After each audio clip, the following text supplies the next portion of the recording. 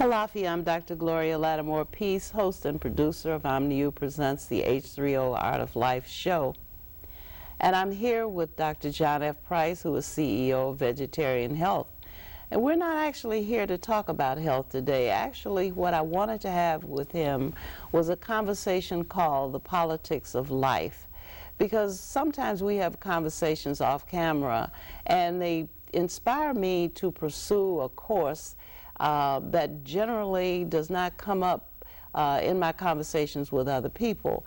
So I want to tell you the reason, Dr. Price, why I want to follow this course.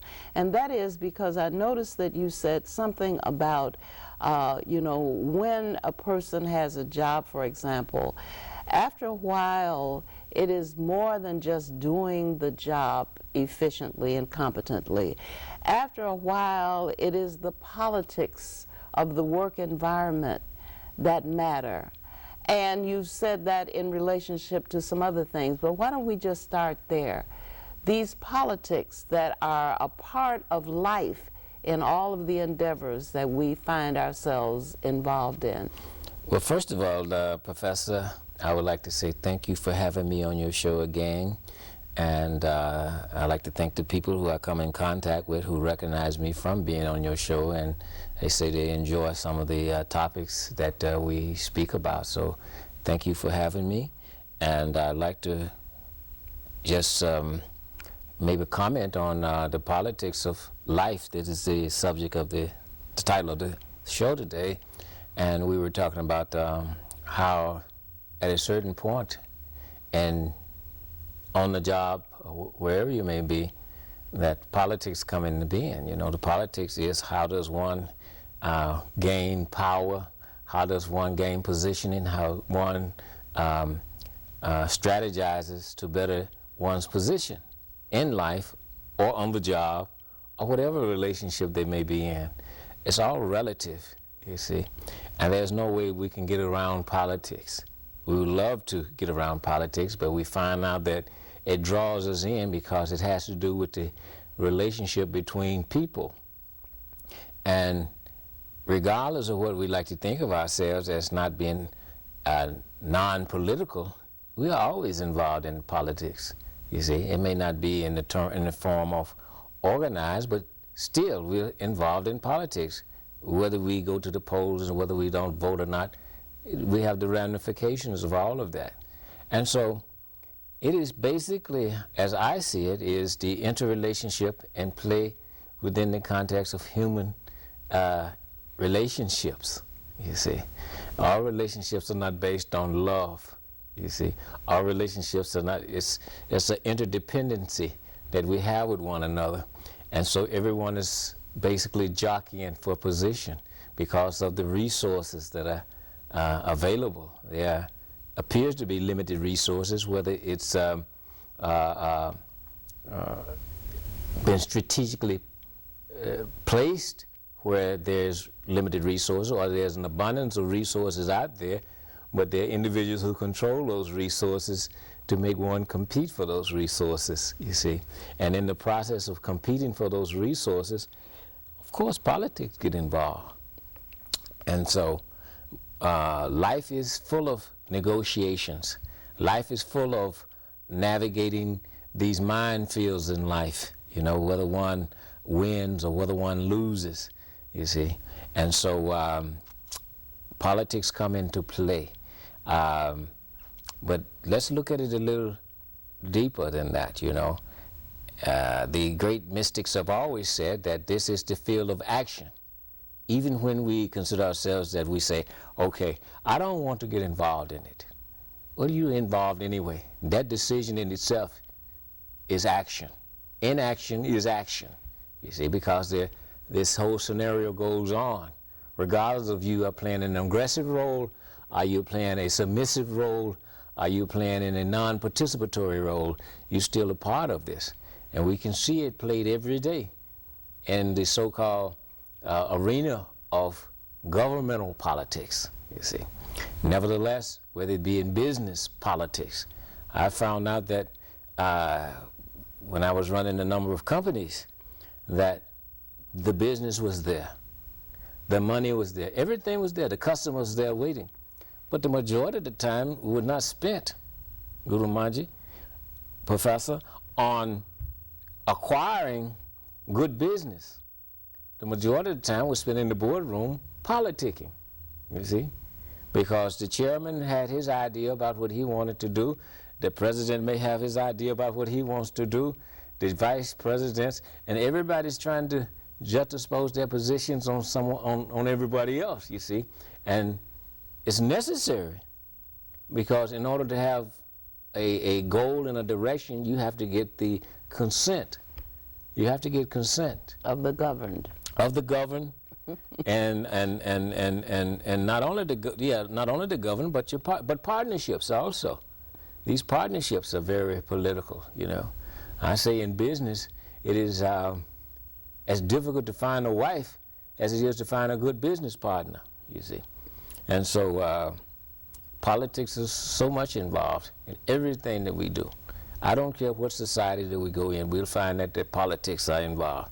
You know, you have in maybe a tribal society, they're full of politics, so full of politics. I've watched these documentaries, and you find out that a man, if he wants to be elevated in society, in his tribal society, he has to give so many pigs. He has to give so many goats, you see, just for status, you see.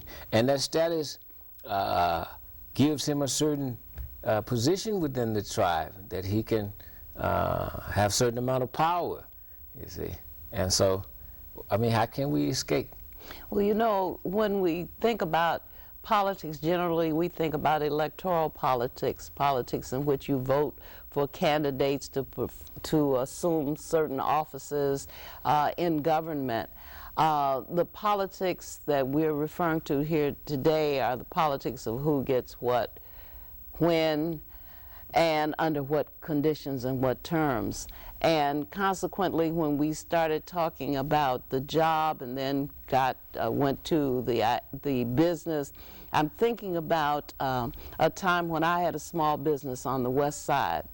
And one would think, and I think this is naivete, but it's still what people generally think.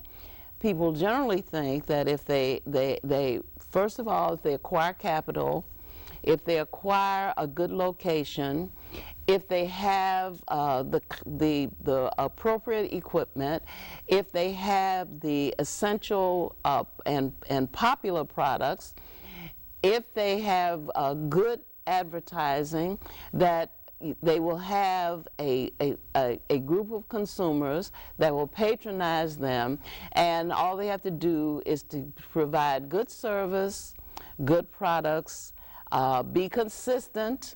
That is to say, you know, open the doors on time, close them on time, you know, meet the expectations of your clientele. Then all is. Then that's how a good business is run. Those are the essentials, and of course, running alongside of that, of course, is keeping good accounting so that you have the products in place when they are needed, and so forth and so on. But one of the things that I discovered very soon after we started our business was that this thing about negotiations that you have to do. There are elements in every community that are almost like hidden partners. Yes. You're not aware that they are part of your business until they turn up. If you could recognize that they are going to turn up, you could be prepared for them, and you could take that in stride. Among other things, in the city of Chicago, you have the licensing procedure, and you have these people who come out and pronounce yea or nay on whether the facility that you are occupying is appropriate for the kind of business that you have. So very often someone will come in and they will decide that you need to add or take away something that is not in the building that you're housed in. Sometimes this means that you do actually have to add or take away that thing. Other times this means that somebody is looking for something to put in their pocket, and they don't care whether you add or take away that thing or not. Also, the element of the people in the community who feel that they are entitled to some sort of discount. They think that you should, if they come in and they tell you that they don't have milk for the baby, or they don't have diapers, or they don't have something that they need, they think that every once in a while you're supposed to what they call throw them out.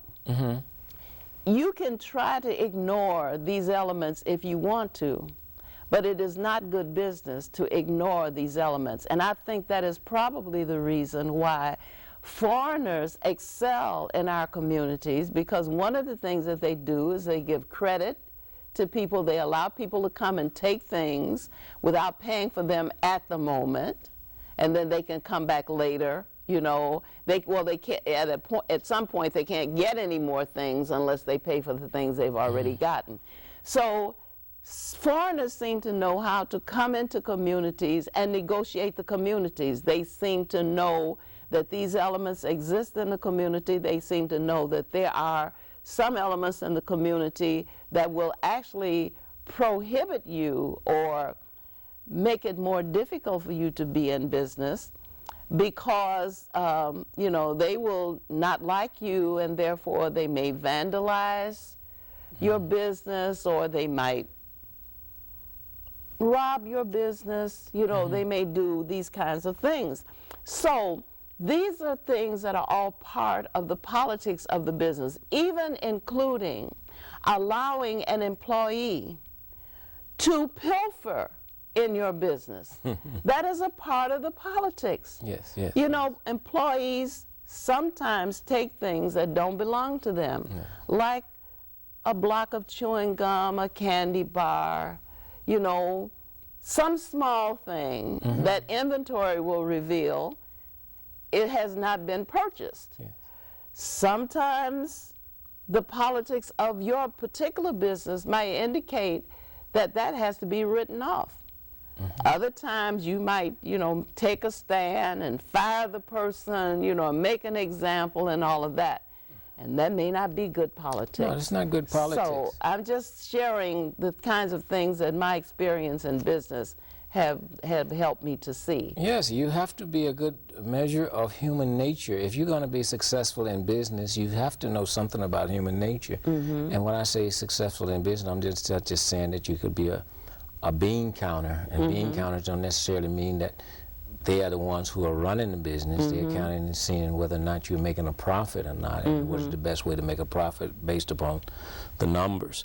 But the individual, if you're an entrepreneur and you're trying to further along your cause or your business, you have to be very well versed in human nature. You see, you must know what is the politics of human nature. You see, at one time I had a business that when we first started off, you know, the business grew tremendously, and we were selling health food products. You know, one of the main products was the original vegetarian health cookie, and we had, you know, we sold so much of it, you know, and the eggless donut and all of that.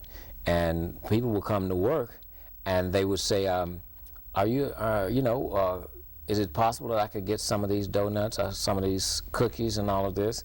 I mean, we were distribution, manufacturing distribution. I said, take all you like.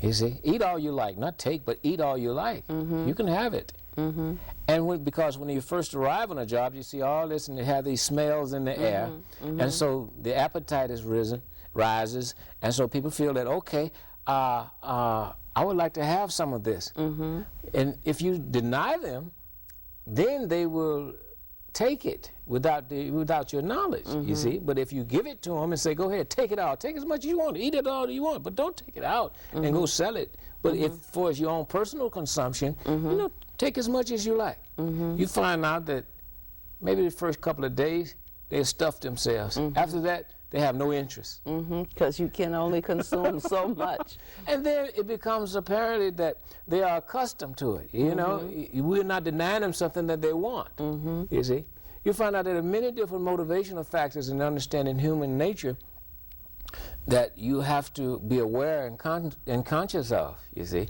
A lot of people don't work for money. You would think that people work for money. Not everyone works for money. A lot of people, you have to give position.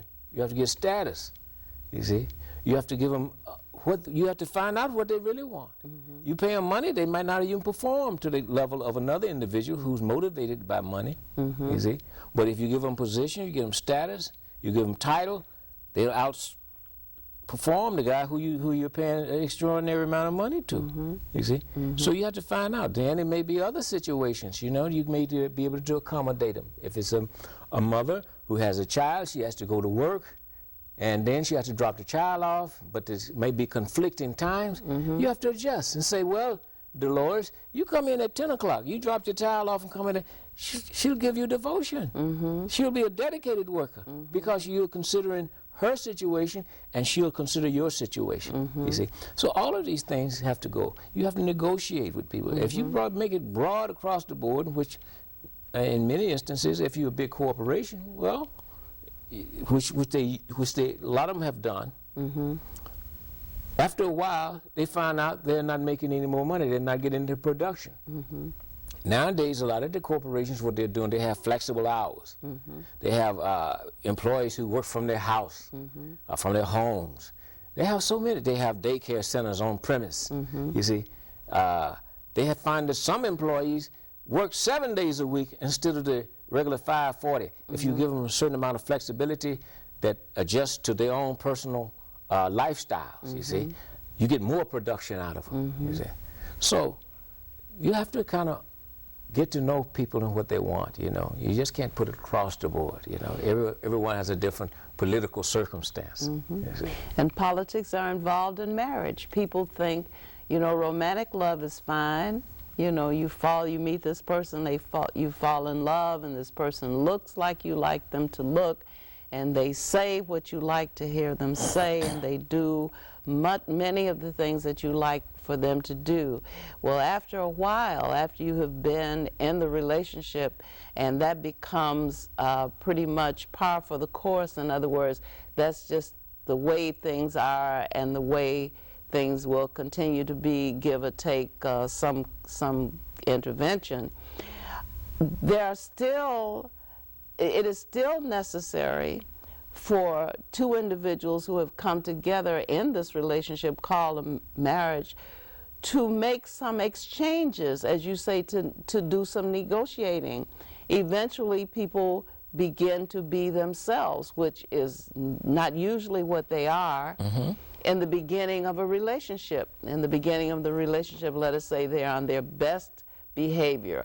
But after a while, the real person shows up. The real ego comes out from under its wraps and reveals itself as one who wants it his way or her way, and is not willing really to cede that much of the control over the terms of the relationship. Yes. Then you have politics in the relationship, or if you know, in some circles they call it these mind games that people play with each other in order to get what they want from the relationship. Oh yes, yes. There's no way of getting away from it, you know. It infiltrates the household, the wife, the husband relationship, the boyfriend, the girlfriend relationship, the child, the parent relationship, even children, very political, you see. And yeah, one has to be aware of this, and you shouldn't take it all the way personal, but since emotions are involved in these relationships, one does take it quite personal, you know. But the whole thing is, you may not get everything you want in these relationships, but make sure you're getting something out of the relationship, you see. People ask me for advice sometimes. I don't know why, you see, but they sometimes ask me for advice in these man-woman relationship, boyfriend, girlfriend, husband-wife relationship. I say to them, and the ones who have taken advice have been quite successful. I said, what you should do is this. I said, you should take 2 columns. Put all the qualities that you like about this human being or this person on one side, and all the dislikes on this other side. Now, if the things that you like comes out ahead of the ones that you dislike, you got a winner. This is a keepsake here, you see. You can get this guy or this girl to the altar, or whatever you want to do. You got something here. Because no matter what relationship we get in, some people say, well, I'm looking for Mr. Perfect. I'm looking for Miss Perfect. There's no such thing, you see. It's negotiated. If you got this column here is higher, and this column is lower, which is the column that you like and that you can tolerate. And when I say tolerate, you see, because life is full of tolerance. If you can tolerate all of this, and it outweighs the things that you cannot tolerate, man, you got yourself a winner there. But if this column comes up higher, there's no hope. You see, there's no hope. If the things that you dislike and the things you cannot tolerate are more so than the things that you like, you have no hope. The relationship can't last. Because all relationships are in variance to one another. We must understand that. Our relationships are at variance. Just like in the universe. The universe is full of variance. The relationship between the moon and the earth, the relationship between the sun, the earth, and the moon, and all the other planets, they are all at variance. This is what happens.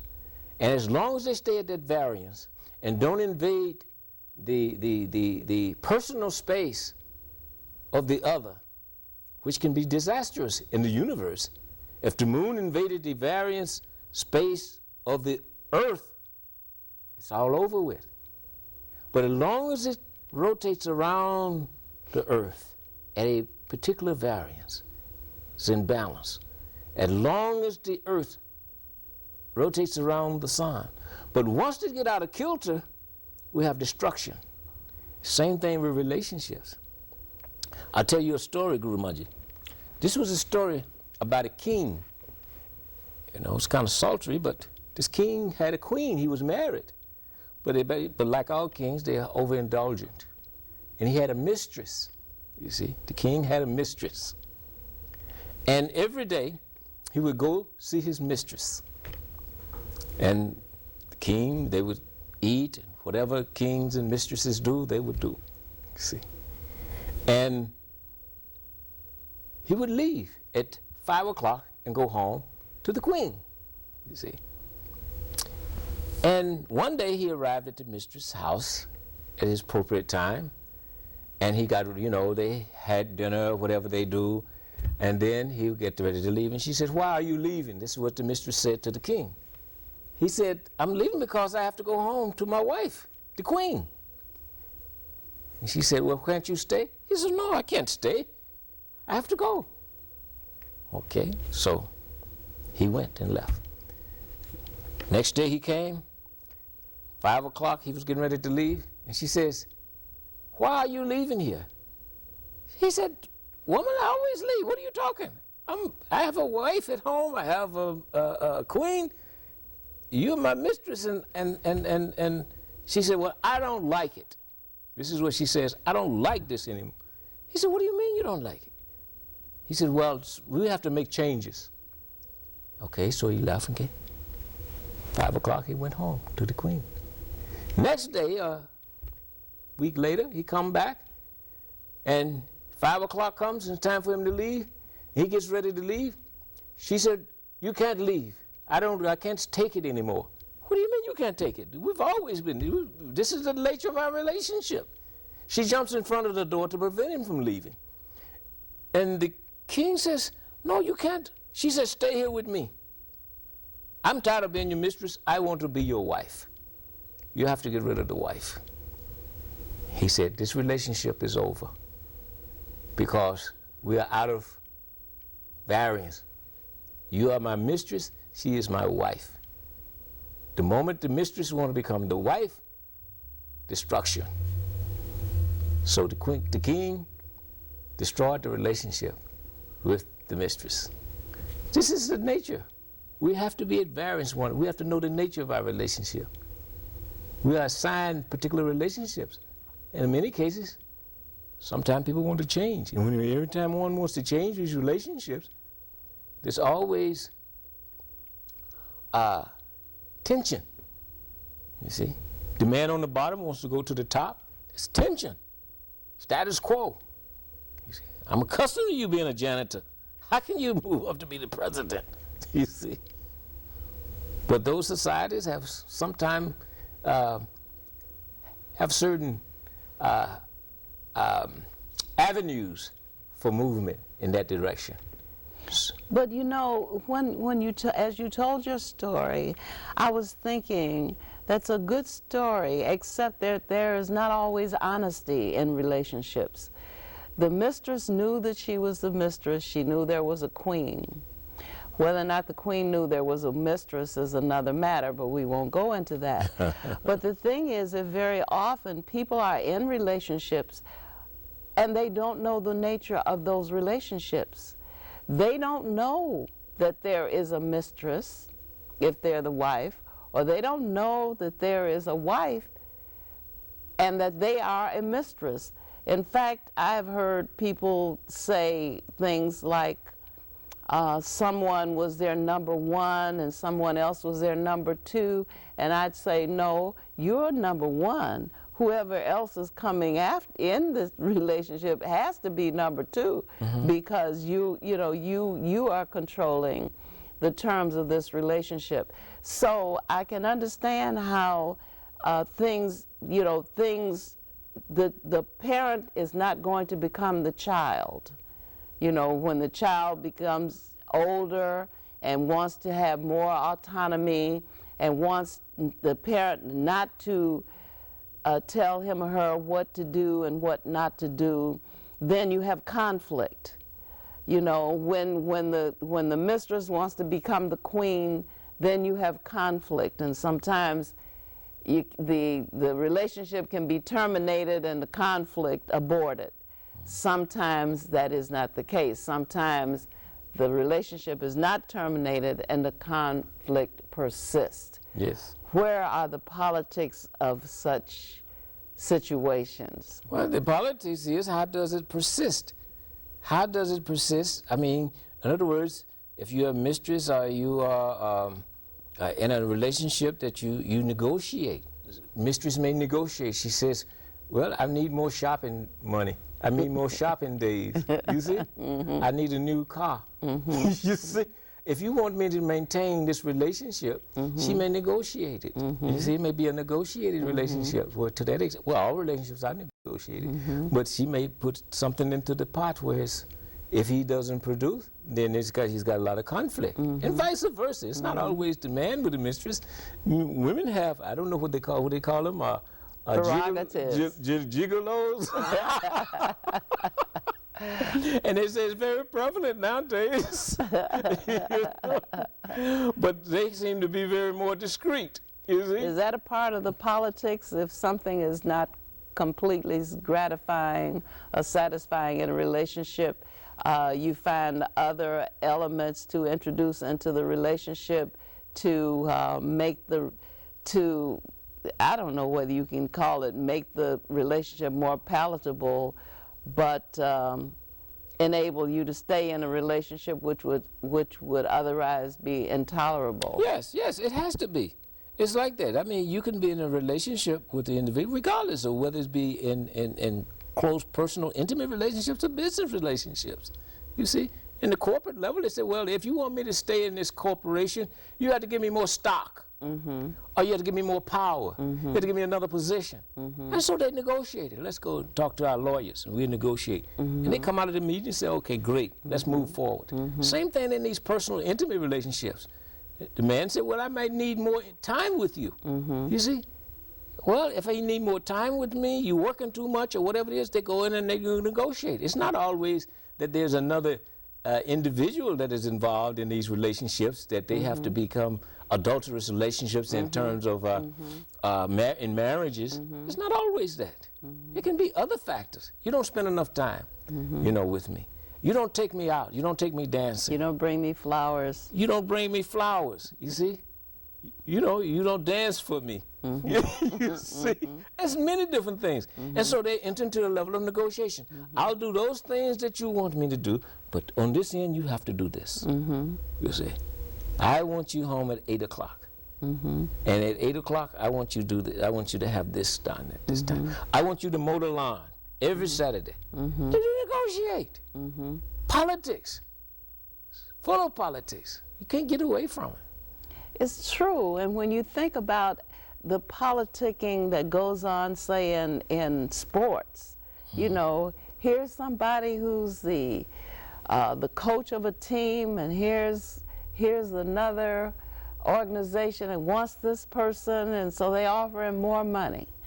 And so in order for the organization that he's presently with to keep him, they may have to meet that or raise that, unless, of course, the coach is very satisfied. As you said, sometimes it isn't money. So the coach may be very satisfied with the place he lives, with the players that he's working with the organization he's a part of, and so forth and so on. But someone said at one point that everyone has a price, meaning that everyone has something that is negotiable. Everyone can be negotiated with. Yes, I think that came from, was it from The Godfather? Make him an offer he can't refuse, whatever that may be. In The Godfather, it was a horse head. But in life, it's not always horse heads. It's just that we find out what the individual really wants. Well, we can negotiate with each other on this plane with these egos. But are there not some things that are not negotiable? Well, truth is not negotiable. All right. Truth is not negotiable. Either you got it or you don't have it. You see, if you got it, there's no reason to negotiate. You have it. If you don't have it, you don't have it. If you want it, then God knows what you'll do to get it. And people are doing any and everything trying to obtain that truth. Truth. Look at what people are doing. People have had their necks sawed off seeking truth. They've negotiated their life. Hopefully that they could pay a price for that which is priceless, you see. And so the politics, yeah, well, even in the so-called spiritual realm, you know, there appears to be politics involved because we're human beings. You see, if you have a great teacher, a great leader, a great mystic, and there's something you want from him, what won't we do to get it? You see, he has something. He has some knowledge that I want, and I will do anything to get it. You see, I will carry dirt on my head. I will postulate myself. I will meditate hours and hours, whatever he said, I'll do it because I want it. You see, there's something coming out that you do it. But it may not be the politics. You know, we're human beings, and we are sculptured in the form of, you know, this political, social culture that we live in. But it may not work. You see what I'm saying? In the spiritual, but it appears to work. That's the whole thing. It may appear to work. You see, because if there's a teacher, he's looking at us like children. I mean, look at the child. If you got children, you see the children are politicking all the time.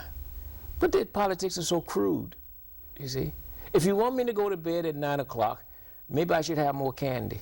You see what I'm saying? Now, obviously, going to bed and candy has nothing to do with there's such a dichotomy. What's that one got to do with the other? But somehow the child has put it in their mind that they can negotiate more candy if they go to bed at 9 o'clock to please you. But the parent, no, you're not pleasing me by going to bed at 9 o'clock. I'm trying to, you know, get you to bed so you can go to sleep, so you can get up in the morning and go to school, kid. You know what I mean? So that you can further your education, so that you can have a substantial job, a profession once you grow up. You know, so the parent don't negotiate with candy. Some parents may do, but they're making a grave mistake, you see, by negotiating with these kids in that sense. But the parent who knows, I would say, this is foolish. You got your tail in bed, you know? You know? Well, you know, I think at some point as children grow older, it is more necessary to negotiate with them than when they are younger, because they begin to have some very fixed ideas about what they want to do, who they want to do it with, what they want to wear, where they want to go, almost everything about themselves, you know, and a lot of things about their parents that they want to have a greater say in.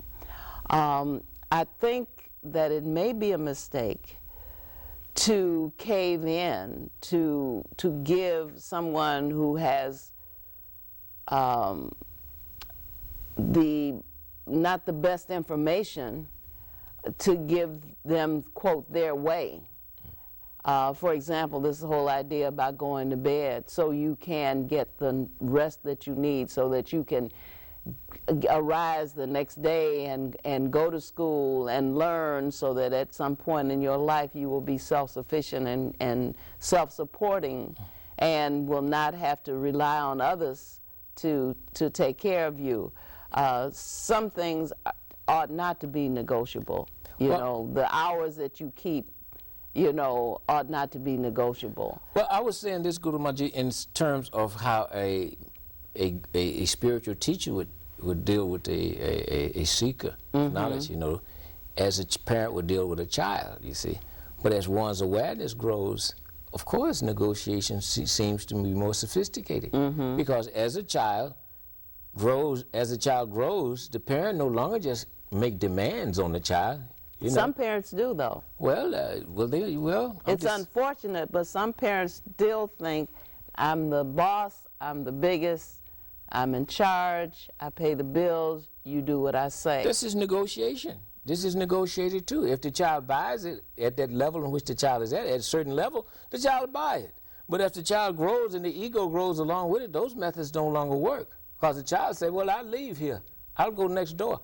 I'll go stay with a friend of mine, you see? So therefore you have to become more sophisticated as the child becomes more sophisticated. Negotiations still take place. You know, you negotiate more. It's not just a strict power move that you pull on the child. You go to bed and you do this. Child says, what are you talking?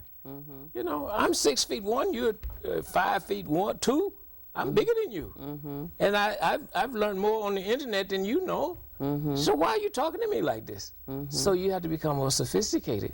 And you have to negotiate with the child. You say, you know, this is this. You have to talk. You talk more, you see. And but this happens on the spiritual path too. You see, as one grows on the spiritual path, the master, you know, he no longer gives you just these, you know, certain talks. He gives you more talk in a certain direction. And you say, oh, yeah, I see that. Yes, I got a piece of this knowledge. I got a piece. But he must have more. He must have more. He just don't give it to you all at once. He gives you little by little. Make it palatable for you, you know. But you want it all, but you might not be able to take all of it, you see. So he negotiates, appears as negotiating, but has a strategy, which is politics does have a strategy.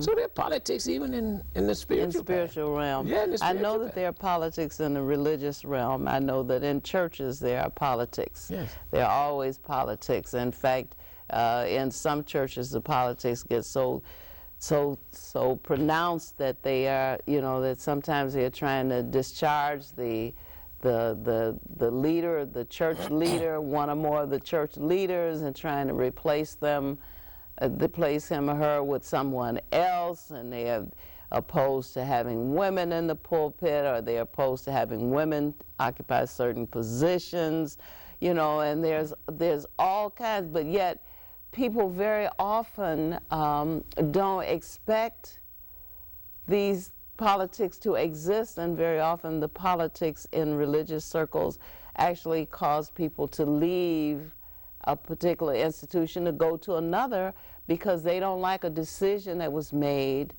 you know, by one or more persons. It gets outside the realm of worshiping. It gets outside the realm of religion. It goes straight into politics, and the most astute politician generally winds up with the victory. Yes. But with the masters and the great mystics and saints, their politics of a different nature. Their politics is for you to gain self-awareness. You see, and he may use these methods of of politics for you to achieve these goals because you're endowed with the ego. You based in ego. You see, and based in ego, that is one of the biggest problems of gaining spiritual awareness is the ego. And so he has to negotiate that ego because if you put too much pressure on the ego will run away, you see. And so he has to negotiate with the ego. There was one story about Maharaj, the great master, Sawan Singh, and what he did was this. When rich people would come to his satsang, he would get them and set them up front. He'd tell the other people, move aside, let him come front here, let him sit. And he would talk to rich people, feel good, you know what I'm saying? They have wealth, they have power, they have position. So they sit up front, you know, and they feel good. I'm better than these people, I'm more this and that, you know. But he's accustomed to this. He's accustomed, you know, most people who have money and wealth, they're accustomed to getting ahead of the queue, you see? And so he accommodates them. But as time goes on, this man who was very wealthy, he was finding himself going farther and farther back. And then one day he found out he was all the way in the back. And one day he went to the master and says, Master, he said, when I first came to you, you should sit me up front, right there I can see you. You know, right there, I hear everything you say. Now, why is it I'm all the way in the back?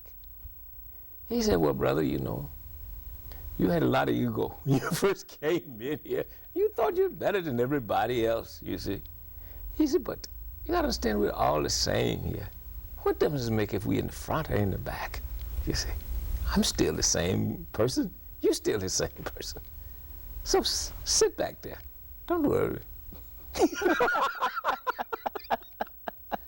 You know? So he creates some humility, you see. Because this is the situation. He understood the ego. He understood the nature of the mind, you see.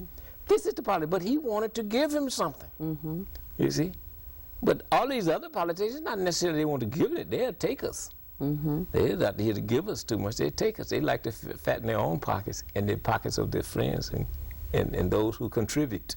So it's important to know, to be aware of the fact that we all are egos. Yes, yes. And that all of these egos have interests. Yes.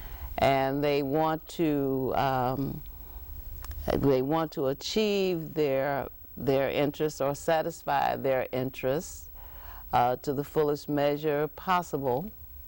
And that someone who understands that is able to work with that. Yes, yes. Because it's better to work with it than to try to work with the ego's resisting with all its might, especially if what you want to do is to give something. Yes, if you want to give something, you know that inwardly that individual is seeking self-awareness. You see, the masters have always used certain methodologies.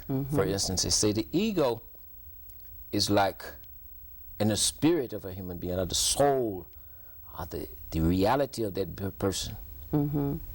They're side by side. You have the ego and you have the spirit, the truth of the individual, that pure consciousness of the individual. But in this realm, the ego is superior. It's granting the superior hand. It says like a gardener.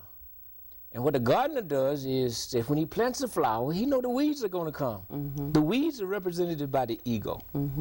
The flower itself is the soul of the spirit. And he knows that over a period of time, that when he waters the flower, that the weeds will take the nutrients and will grow taller because it's taking the nutrients. But then he also knows if you keep watering the flower, that the flower will grow too. And so what he says is, don't cut the weeds, because if you cut the weeds, you may cut the stem of the flower. You may cut the flower at the root too. You know, so you have to be very careful. He said, keep watering the flower and the weeds will grow. But one day, the flower will overshadow the weeds. and cast a shadow on the weeds, and the weeds will wilt and die. You see?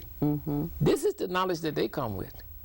That if you keep watering and giving everything that's necessary for the spirit to grow and to expand, that the ego will be subdued over a period of time. Well, you know, that seems about the best philosophy that one could follow. That if you just apply that to raising a child. If you nurture that which is good, that which is acceptable, that which is desirable, despite the fact that there may be these other undesirable elements, if you continue to nurture those things that you wish to have grow, eventually those things will overtake. Yes, yes, it is true. I always tell parents, I said, you have a great opportunity because you have the child at hand now. But over a period of time, when the child ventures out, he'll come in contact with his peers. And the peers great influence on the child. But you also, this is a war, you see? You have to know that this is a war that we are fighting here, you see?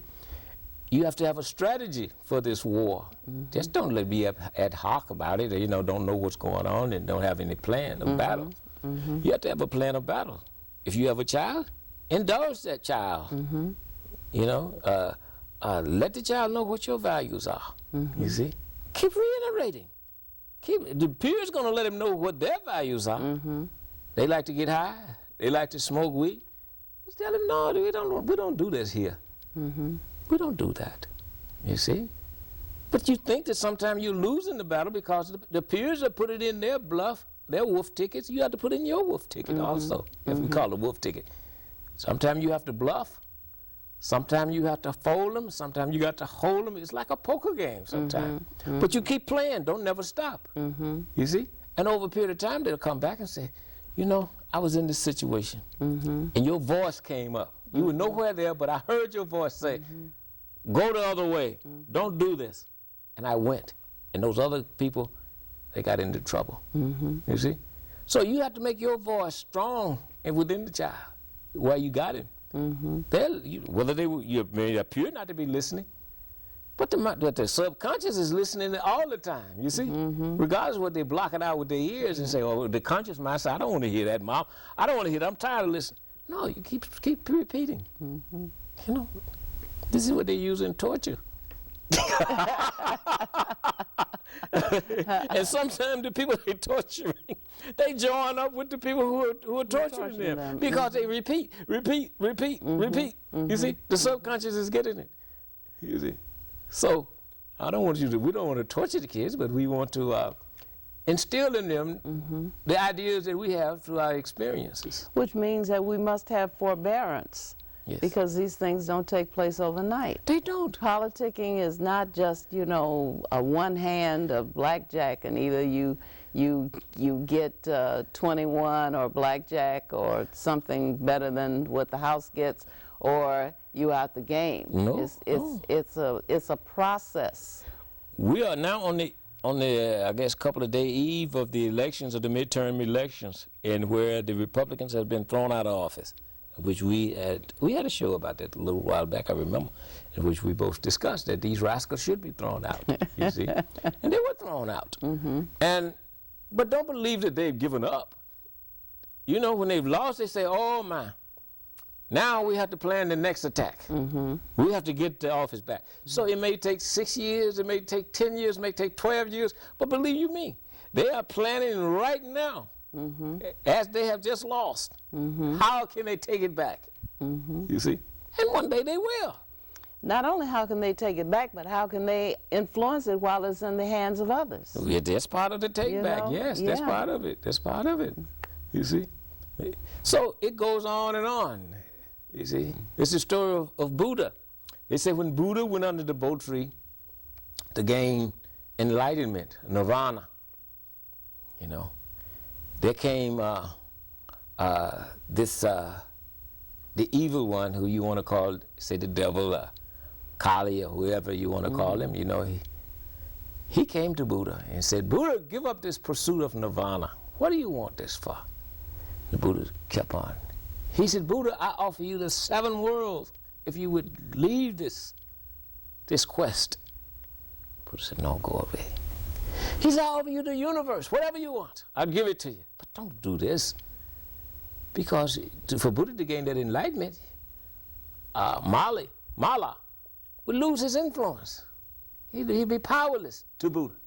So Mala didn't want him to do this.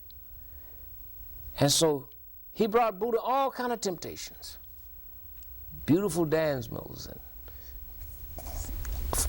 beautiful women, you know, that men can't resist. You see, Buddha said, no, I don't want it. So Mala said, oh my God. He didn't say, oh my God, but he said, oh. He said, now that I've attacked him from the front and he resisted me, now I will attack him from the rear. You see? So Mala didn't give up. Just because we achieve something of success, that success can be short-lived. You see? They say it takes a smart man to make money in life, but it takes a genius to keep it. You see? Because they got all kind of methodologies and types of individuals and schemes and the temptations to take that which you gain away. You must be a genius. You were smart before, now you must be a genius. You see? Yes. So you spend a lot of time, if you pursue wealth, you spend a lot of time trying to preserve wealth. Yes. Because there are some people who appear to have, I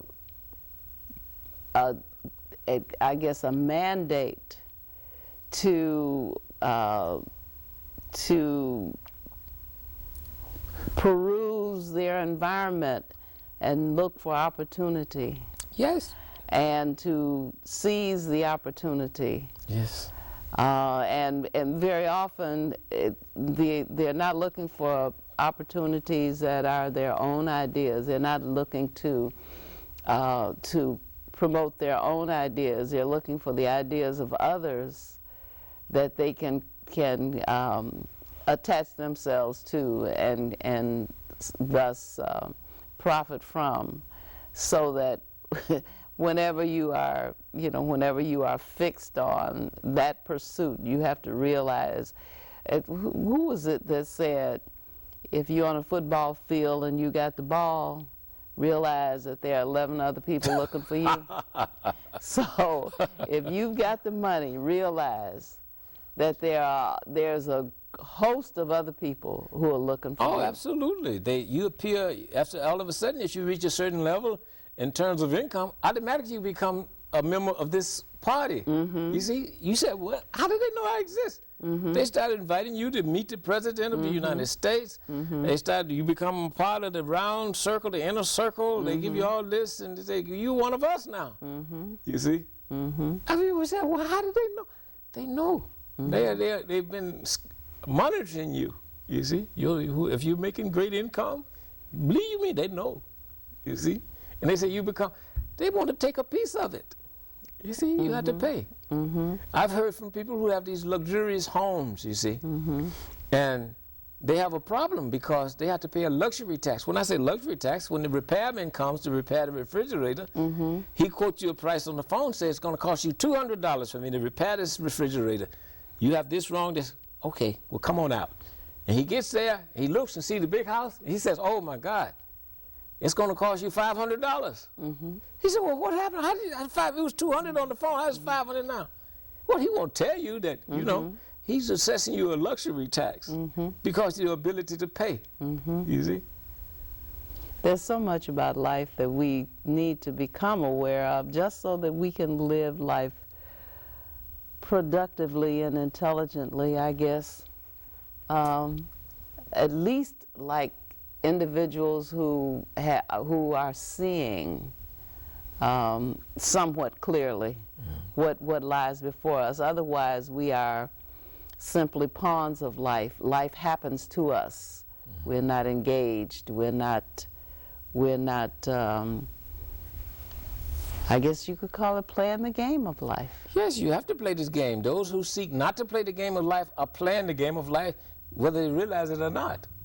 You see? Right. Either you're sitting on the bench, Okay. warming the bench, Okay. or you out on the field. Okay. Sitting on the bench, there's not too much you can do, but you're still part of the team. Right. You see, every now and then they may call you to go in, or you might never get the opportunity to go in. Mm-hmm. Why not get on the field? Just get out on the field. Take your chances. Take the risks. What's necessary. Get out there. Get into the field of action. Let's go. Let's get it. Let's do it. Because this is the field of action. And whether or not you are playing, you are still in it. You see? Dr. John Price, you always have such insights, such refreshing insights, and I'm always glad to have you on my show. I know that very soon you'll be having your own show, and perhaps sometimes you will allow me to come and visit you there. But certainly I will not fail to continue to invite you to come back to us from time to time and share your insights and your experiences. It has been a pleasure. Thank you, Professor. I've really enjoyed being here, and you give me this exposure to be able to put some of these ideas out there in the public, and so thank you again, and I appreciate it very dearly. Thank you. Please join us every Friday at 8:30 p.m. on Channel 19. The show is repeated at 3:30 p.m. on Channel 19 on Sundays. And please know that when I meet you in the public arena and you greet me and tell me that you watch the show and enjoy the show, it is such encouragement that it enables me to continue to look for the wonderful guests that I am able to find who agree to come to be with us on this show.